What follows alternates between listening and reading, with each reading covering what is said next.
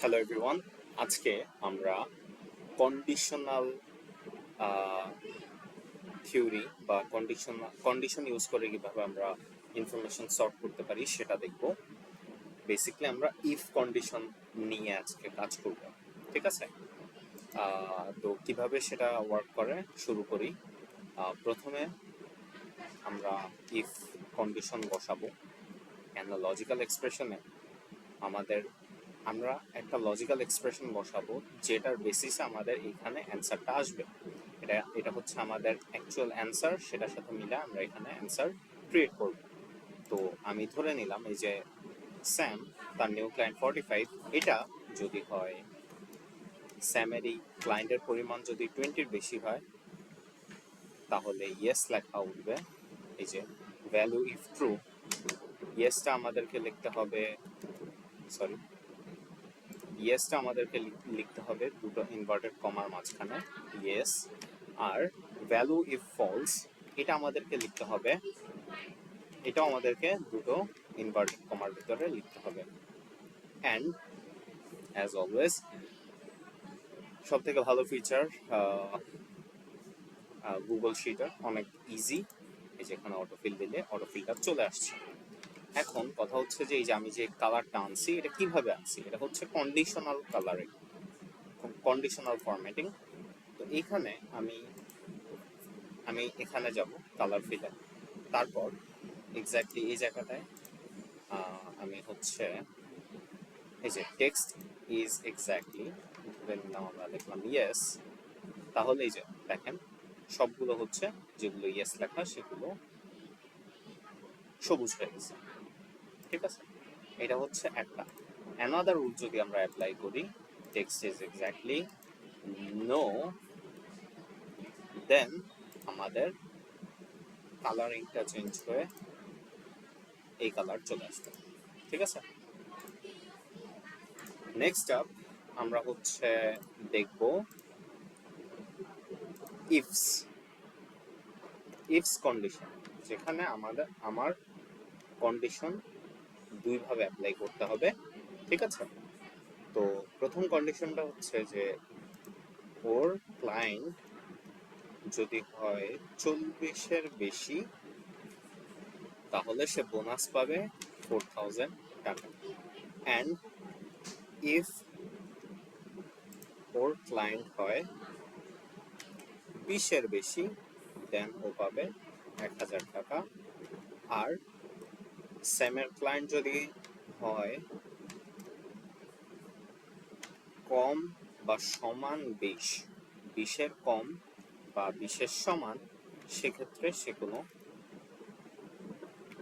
Bonus পাবে না, zero.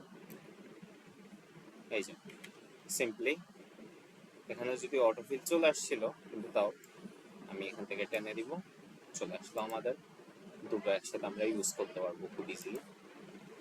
Next up হচ্ছে আমাদের যে আমাদের দুইটা জিনিস একসাথে কাজ করবে, হ্যাঁ, সেটার বেসিসে এখানে অ্যান্সার দিবে, দুইটা কন্ডিশনের বেসিসে এখানে অ্যান্সার দিবে। দুটোর যদি একটাও ফুলফিল না করে সেক্ষেত্রে এখানে অ্যান্সারটা নো আসবে, ঠিক আছে? সো কিভাবে আসে আমরা লিখবো,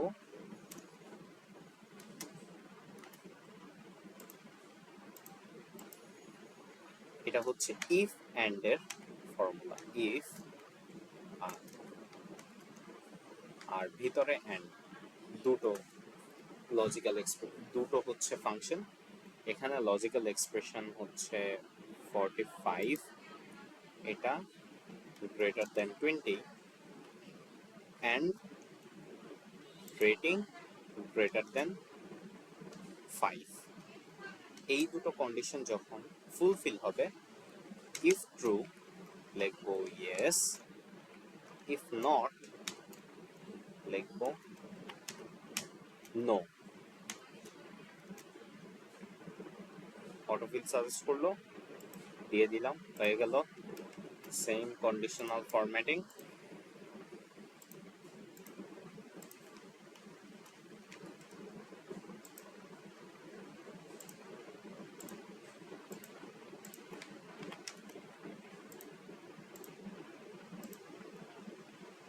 চলে আসলো আমাদের অ্যান্সার। নেক্সট আপ আমরা হচ্ছে স্পেসিফিক রেজাল্ট বের করার চেষ্টা করব। সেক্ষেত্রে আমাদের সেই ক্ষেত্রে আমাদের ফর্মুলা আমরা যেটা ইউজ করব, যেমন এখানে আমি এতগুলো ডেটার মধ্যে থেকে শুধু অলিভসের কোয়ান্টিটিটা বের করতে চাচ্ছি, টোটাল কোয়ান্টিটি। সেই ক্ষেত্রে আমাকে ইউজ করতে হবে সাম ইফ। সাম ইফ ইউজ করে এখন আমি প্রথম কথা আমি হচ্ছে রেঞ্জ সিলেক্ট করব। তো আমার রেঞ্জ হচ্ছে, এক সেকেন্ড,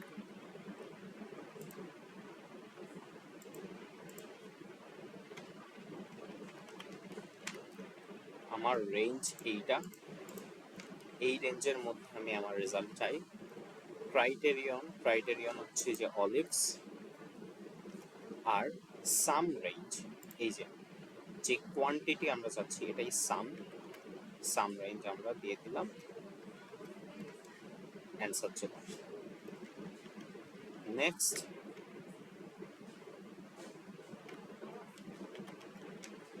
নেক্সট হচ্ছে সাম ইফস। কেন সাম ইফস? সাম ইফস হচ্ছে যে আমাদের এখন দুইটা জিনিসের ভিত্তিতে, আগে আমরা শুধুমাত্র বের করছিলাম যে অলিভস কোন কোন দেশে কোন কোন কোয়ান্টিটিতে আছে, এখন আমরা শুধু স্পেনেরটা জানতে চাচ্ছি।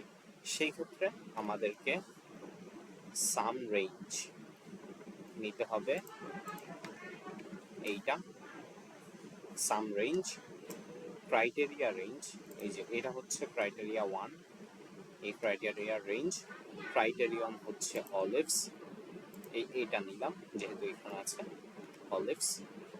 ক্রাইটেরিয়া রেঞ্জ 2, এই যে ক্রাইটেরিয়া রেঞ্জ 2, আর ক্রাইটেরিয়ন হচ্ছে স্পেন, যে আমার এইগুলোর মধ্যে আমি কোন ক্রাইটেরিয়া চাচ্ছি বা কোন দেশটা আমি স্পেসিফিকলি চাচ্ছি, স্পেন। এই যে অ্যান্সার চলে আসবে। নেক্সট যেটা হলো সেটা হচ্ছে অ্যাভারেজ সাম অ্যাভারেজ বা সামথিং লাইক দিস, আমি একটু শিওর হয়নি।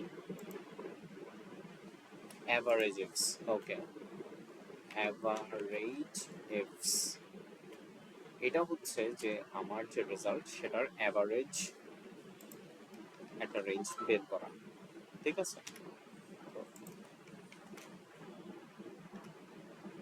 আমি হচ্ছে ফার্স্ট ক্যাটাগরির রেঞ্জ দিয়ে দিলাম, দেন হচ্ছে ক্রাইটেরিয়ন দিয়ে দিলাম, সেকেন্ড ক্যাটাগরির রেঞ্জ দিয়ে দিলাম,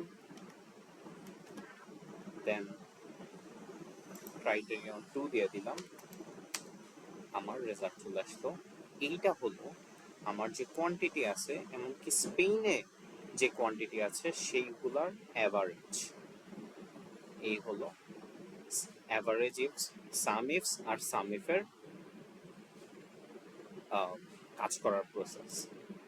নেক্সট আমাদের হচ্ছে যে যদি এমন হয় যে আমাদের কোনো দেশের নাম এক্স্যাক্টলি না লেখা থাকে, এইরকম বিভিন্ন অ্যাবস্ট্রাক্ট ল্যাঙ্গুয়েজে লেখা থাকে, সেই ক্ষেত্রে আমরা জিনিসটা কিভাবে ইউজ করব?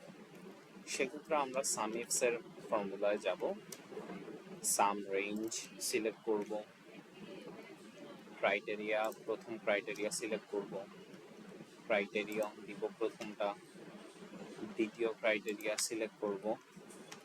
নাও ইট গেটস ইন্টারেস্টিং, কারণ আমাদেরকে পর্তুগালের রেজাল্ট বের করতে হবে যে পর্তুগালে কি পরিমাণ অলিভস আছে। কিন্তু এখানে পর্তুগাল নামে সিঙ্গেল কিছু নেই, বিভিন্ন নামে পর্তুগাল অ্যাড করা আছে। যেমন এখানে 20490 পর্তুগাল লেখা, এখানে 010 পর্তুগাল লেখা। হ্যাঁ, তার মানে আমি যদি এইভাবে, এইখানে হচ্ছে মাত্র কতটা 17টা রেজাল্ট আছে বা 16টার মতো রেজাল্ট আছে। অন্যান্য ক্ষেত্রে আমার দেখা যাবে যে হাজার হাজার রেজাল্ট, সেই ক্ষেত্রে I can't really follow this process. সেই ক্ষেত্রে আমাকে করতে হবে, আমাকে এই ফর্মুলাটা লিখতে হবে,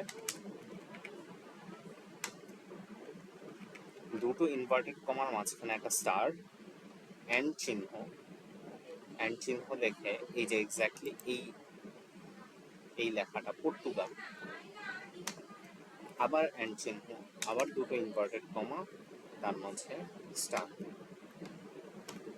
এইটা হলে কি হবে যে F4 বা পর্তুগাল লেখা যতগুলো বক্স আছে, হ্যাঁ, তার আগে পিছে যাই লেখা থাকুক না কেন সেটাকেই কনসিডার করা হবে, সেই ক্ষেত্রে সেটা বাদ দেওয়া হবে না। তো পর্তুগাল, এই যে এখানে পর্তুগাল লেখা আছে, এখানে পর্তুগাল লেখা আছে, পর্তুগাল লেখা থাকলেই বুঝতে হবে যে এইটা আমার রেঞ্জের মধ্যে কাউন্ট হবে। এর আগে বা পিছনে যাই লেখা থাকুক সেটা ম্যাটার করছে না, সবগুলোই এটার মধ্যে চলে আসবে। Answer 5 4. That's all for our if condition today. Thank you everyone.